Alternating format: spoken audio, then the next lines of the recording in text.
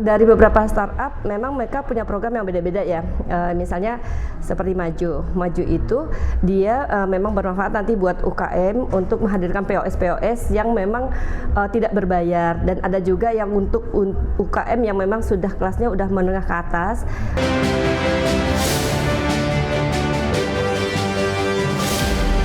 Kita ke informasi lainnya pemirsa, Kementerian UMKM melalui Lembaga Layanan Pemasaran atau LLP UMKM Smesco Indonesia menginisiasi kolaborasi antara startup yang ada di Indonesia dengan wirausaha nasional. Bertajuk In-House, kolaborasi ini diharapkan dapat menjadi ruang temu produktif bagi startup, komunitas kreatif, dan pelaku wirausaha dengan konsep produktif hangout dan networking yang mendorong interaksi terbuka dan inklusif. Tak hanya itu, ajang ini diharapkan memberikan dampak nyata bagi peningkatan inovasi serta daya saing UMKM Indonesia melalui digitalisasi dengan dukungan para startup di tanah air yang mencapai 700 startup. Dari beberapa startup memang mereka punya program yang beda-beda ya. Misalnya seperti Maju itu dia memang bermanfaat nanti buat UKM untuk menghadirkan POS yang memang tidak berbayar, dan ada juga yang untuk UKM yang memang sudah kelasnya udah menengah ke atas, ada program yang berbayar. Sementara dari MWX itu punya program misalnya untuk penetapan upah minimum Provinsi DKI Jakarta 2026 ke Pengadilan Tata Usaha Negara. KSPI menuntut agar UMP DKI Jakarta tahun 2026 setara dengan KHL sebesar 5,89 juta rupiah per bulan. Konfederasi Serikat Pekerja Indonesia akan mengajukan gugatan terhadap penetapan upah minimum Provinsi DKI Jakarta 2026 ke Pengadilan Tata Usaha Negara. Presiden KSPI Said Iqbal menilai besaran UMP 2026 yang ditetapkan Gubernur DKI Jakarta Pramono Anung sebesar 5,72 juta rupiah belum mencerminkan kebutuhan hidup layak atau KHL pekerja di ibu kota. KSPI menuntut agar UMP DKI Jakarta tahun 2026 setara dengan KHL sebesar 5,89 juta rupiah per bulan. Oleh karena itu, KSPI meminta agar besaran UMP DKI Jakarta 2026 direvisi. Penetapan upah minimum Jakarta lebih rendah 5,73 juta rupiah, lebih rendah dari survei kebutuhan hidup layak yang dilakukan oleh BPS, bukan dilakukan oleh Dewan Pengupahan loh. Pemerintah sendiri yang ngumumin kebutuhan hidup layak atau KHL orang Jakarta yang bekerja di Jakarta adalah 5,89 juta rupiah. Selain UMP, KSPI juga mendesak agar pemerintah Provinsi DKI Jakarta menetapkan upah minimum sektoral provinsi. Menurut Said Iqbal, UMSP seharusnya ditetapkan sebesar 2% hingga 5% di atas KHL dan dihitung berdasarkan karakteristik masing-masing sektor industri, bukan berdasarkan besaran upah lama. Dari Jakarta, Tim Liputan IDX Channel.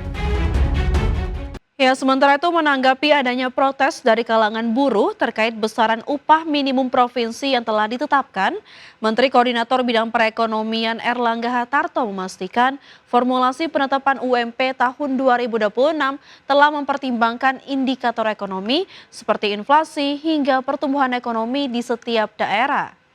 Erlangga menegaskan perhitungan besaran UMP tahun 2026 telah berdasarkan indeks alfa 0,5 hingga 0,9. Hal ini bertujuan agar para pekerja dapat memperoleh upah sesuai kebutuhan dan kenaikan harga sesuai kebutuhan sehari-hari. Pertama, UMP itu kan adalah upah minimum yang besarannya sudah diputuskan, ada formulasinya, yaitu inflasi plus indeks dikali pertumbuhan ekonomi di provinsi atau kabupaten masing-masing. Nah, tentu ini menjadi patokan agar para pekerja itu mendapatkan upah sesuai dengan kebutuhan dan peningkatan daripada harga-harga di masyarakat. Oleh karena itu, karena ini merupakan standar minimal. Nah tentu kami berharap bahwa usaha akan mendorong salary ataupun pengupahan berbasis produktivitas, sehingga nanti itu seiring dengan produktivitas dari PT Pertamina Hulu Energi menegaskan komitmennya dalam memperkuat ketahanan energi nasional melalui pengembangan gas bumi di tengah transisi energi. PHE menekankan pentingnya sinkronisasi antara perencanaan suplai, kepastian permintaan, dan kesiapan infrastruktur untuk mendukung ekosistem gas bumi nasional. PT Pertamina Hulu Energi menegaskan komitmennya dalam memperkuat ketahanan energi nasional melalui pengembangan gas bumi di tengah transisi energi. Menurut Direktur Perencanaan Strategis Portofolio dan Komersial PHE Edi Karyanto, Pertamina Hulu Energi secara konsisten menjalankan perannya untuk memastikan ketersediaan energi nasional, terutama gas bumi, seiring pertumbuhan kebutuhan energi domestik. Edi memastikan dalam pengembangan gas bumi, PHE menekankan pentingnya sinkronasi antara perencanaan suplai, kepastian permintaan, dan kesiapan infrastruktur untuk mendukung ekosistem gas bumi nasional. Pendekatan ini diharapkan memperkuat keberlanjutan investasi sekaligus menjaga keandalan pasokan energi. Ini melihat bahwa kebutuhan ke depan gas masih cukup dibutuhkan, cukup memberikan prospek, dan tentu juga sejalan dengan asal cita, maka bertumbuh juga investasi gas kita, pengembangan gas kita. Tadi sampaikan baik itu dari eksplorasi tentunya yang semakin naik. Kedepan Pertamina Hulu Energi berkomitmen memperkuat kolaborasi dengan pemerintah dan pemangku kepentingan lain agar pengembangan gas bumi selaras dengan kebijakan energi nasional. Dari Jakarta, Tim Liputan IDX Channel.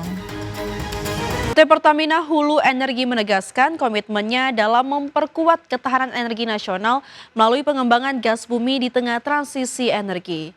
PHE menekankan pentingnya sinkronisasi antara perencanaan suplai, kepastian permintaan, dan kesiapan infrastruktur untuk mendukung ekosistem gas bumi nasional. PT Pertamina Hulu Energi menegaskan komitmennya dalam memperkuat ketahanan energi nasional melalui pengembangan gas bumi di tengah transisi energi. Menurut Direktur Perencanaan Strategis Portofolio dan Komersial PHE Edi Karyanto, Pertamina Hulu Energi secara konsisten menjalankan perannya untuk memastikan ketersediaan energi nasional, terutama gas bumi, seiring pertumbuhan kebutuhan energi domestik. Edi memastikan dalam pengembangan gas bumi, PHE menekankan pentingnya sinkronasi antara perencanaan suplai, kepastian permintaan, dan kesiapan infrastruktur untuk mendukung ekosistem gas bumi nasional.